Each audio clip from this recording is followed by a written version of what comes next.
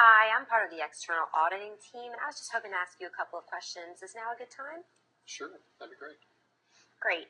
First, could you just tell me how long you've been with Alchemy, Inc.? I have been here about 2.5 years. Great. And do you have a CPA? I do have a CPA. It actually took me about 2.5 days to get it. Did you know you could get it online? Yeah, it's pretty cool. Also, my staff don't have their CPA yet. They all are working on it, though. Okay. What is your experience? I was with Ernst & Young before coming here for about 3 years. Fantastic. And what is the experience of your staff, if you don't mind my asking? Well, they were hired right after I was, about 2.5 years ago. They're all fresh out of college, no real work experience. As far as training is involved or concerned, we don't have a lot of training. We had some initial training when they first started with the company, but not anything really related to 404. And who exactly do you report to?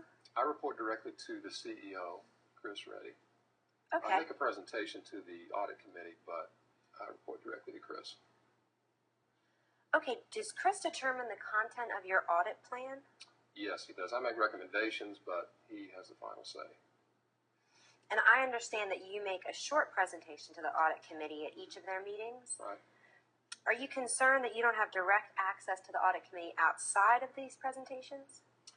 Actually, I am. It just seems like it would work more effectively if I could report directly to them, but the way it is here, things are kind of filtered through Chris. Okay. I was hoping we could switch gears a bit and get into some more audit-focused questions. So first, I was wondering if you have documentation in relation to your audit plan. I do, but I don't have that with me today. Okay. Well, since you don't have a copy with you, will you just tell me a little bit about your current audit plan and some of your priorities?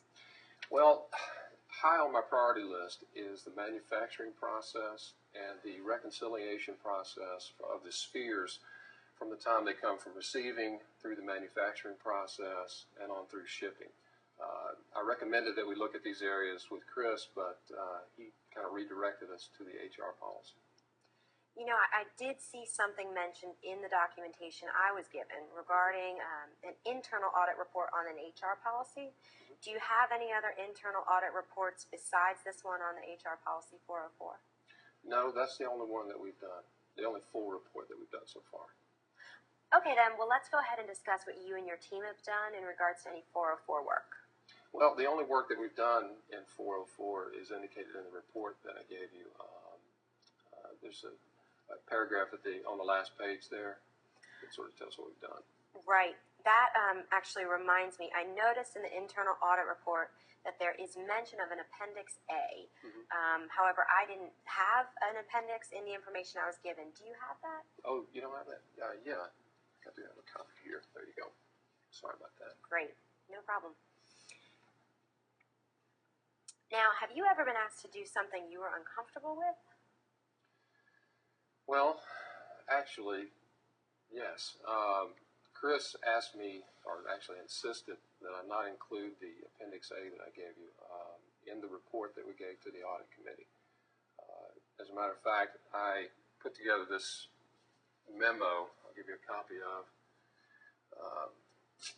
I placed that memo in the file, and you can read it later if you'd like, but basically it says that it's a record of the conversation that I had with Chris, where he insisted that I not include the Appendix A in the report.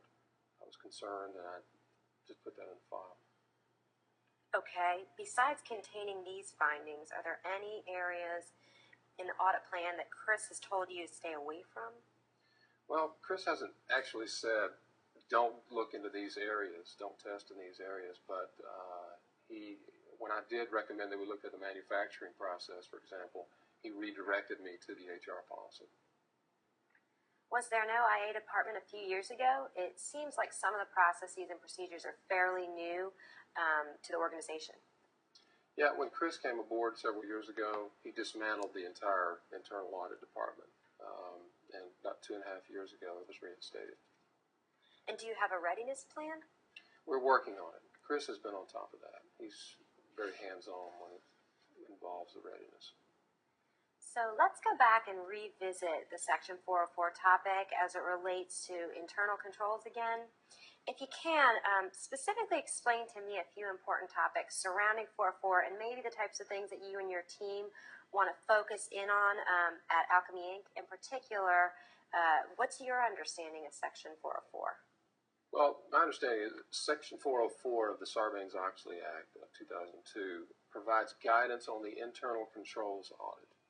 This audit is a very detailed audit, more detailed than any audit we've done before.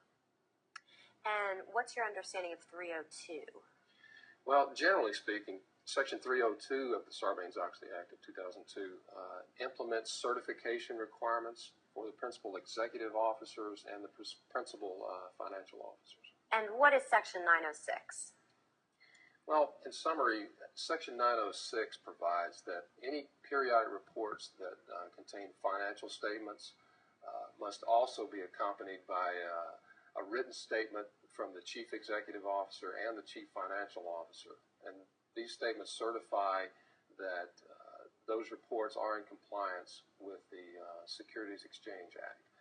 The information in the report does fairly represent the financial condition and the results of operation for their company. And what does signing off on 404, 302, 906, or certifying them mean? Well, signing off on these items, the CEOs are certifying that the information in these reports does fairly represent the company's financial condition and the operations of the company. What is COSO? Well, COSO is the Committee of Sponsoring Organizations of the Treadway Commission. It's a report in 4 volumes, and the first volume is the executive summary, the second is the framework, the third is the reporting to external parties, and the fourth is evaluation tools. Well, it sounds like you have a decent understanding as to how Section 404 is changing the way we work as auditors. So what is the background of Joe Bozo, the Supervisor of Quality Control and Output Reconciliation? I believe that he was recently promoted, but not in accordance with the HR policy and procedures. Yes, Joe had been with us only about 3 months when he was promoted. We didn't have time to have a performance evaluation on him, but he seemed to be okay for the job. There was a freeze on external hiring, but I believe that information about his background is in the Appendix A. He had worked as a booth operator at the county fair, I believe. Okay. Why were the new HR policies tested in the U.S. and Taiwan if the U.S. and the U.K. are actually the 2 major revenue producers for Alchemy Inc.? It was just a random selection. And why didn't you follow up on the missing eye exam report in the machine operator's HR file? I believe it was in the file of C.J. Reddy, Chris Reddy's sister. Yes, we didn't feel like we needed to follow up. It was kind of a judgment call, I guess. There was a slip of paper in the file indicating that C.J. did have 20/20 vision, so we didn't feel like we needed to check into that further. What is Alchemy security like? Well, we have swipe cards that are used to access all the departments. There are security cameras in place. Each employee has an ID card that gets them in and out of the building as well. Can you tell me a little bit more about the call to the whistleblower hotline concerning intercompany sales? Not really. The hotline calls don't come to my office. But we know that there was a change a few months ago, and now we don't know where they go. Does the parent company perform audits of Alchemy Inc.?